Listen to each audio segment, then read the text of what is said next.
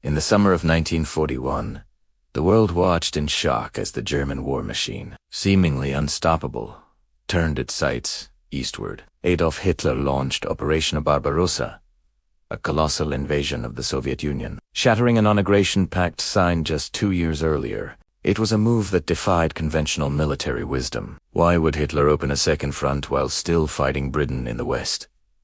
Why attack a nation that was, on paper, an ally? In this video, we will delve into the complex web of ideology, strategy, and obsession that led to one of the most brutal and decisive campaigns of the Second World War. To understand Operation Barbarossa, we must first understand the core of Nazi ideology, the concept of Lebensraum or living space. From his earliest writings in Mein Kampf, Hitler had envisioned a vast German empire in Eastern Europe. He saw the Slavic peoples of the Soviet Union as racially inferior, Untermenschen whose land was destined to be colonized by German settlers. The fertile plains of Ukraine and the rich oil fields of the Caucasus were not just strategic objectives. They were the promised land for the Thousand-Year Reich.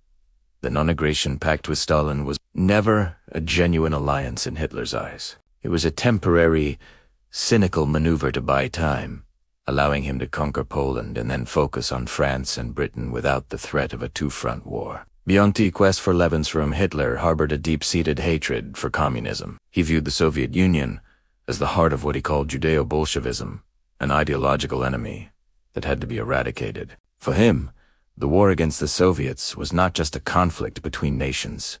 It was a crusade, a clash of civilizations. He believed that the Soviet regime, weakened by Stalin's purges of the Red Army's officer corps in the late 1930s, was a rotten structure that would collapse with a single, decisive kick. This gross underestimation of Soviet resolve and industrial capacity would prove to be a fatal miscalculation. The German High Command planned for a swift victory, a blitzkrieg on an unprecedented scale. 3 massive army groups were to advance along separate axes, aiming to encircle and destroy the Red Army west of the Dnieper and Dvina rivers before the onset of the harsh Russian winter. Initially, the plan seemed to work flawlessly. German panzers sliced through Soviet lines, capturing hundreds of thousands of prisoners and advancing hundreds of miles within weeks. Cities like Minsk and Smolensk fell in rapid succession. From the Führer's headquarters in East Prussia, it looked as though victory was within grasp.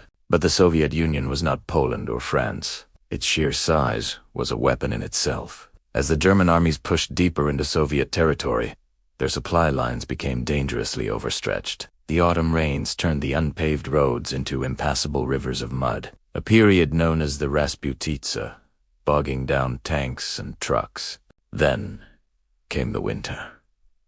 German soldiers, equipped only with summer uniforms and unprepared for the sub-zero temperatures, began to suffer from frostbite and hypothermia. Their equipment, lubricants freezing solid, failed in the brutal cold. Meanwhile, the Soviets, far from collapsing, demonstrated an astonishing capacity for resilience. Entire factories were dismantled and moved east of the Ural Mountains, beyond the reach of German bombers, where they began churning out new tanks and aircraft. Fresh divisions, including battle-hardened troops from Siberia accustomed to winter warfare, were transferred to the front. The Blitzkrieg had failed. The war of annihilation had become a war of attrition, a grinding, brutal conflict that would consume millions of lives and ultimately seal the fate of the Third Reich.